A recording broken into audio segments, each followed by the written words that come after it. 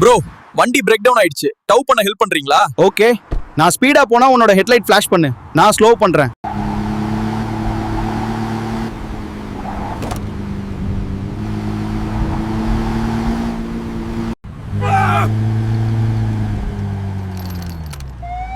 டேய் ஸ்லோ பண்ணுடா.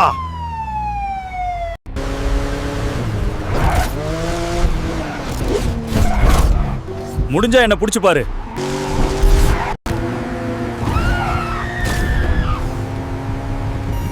தயவு செஞ்சு உங்க ரேசிங் அப்புறம் வச்சுக்கோங்கடா.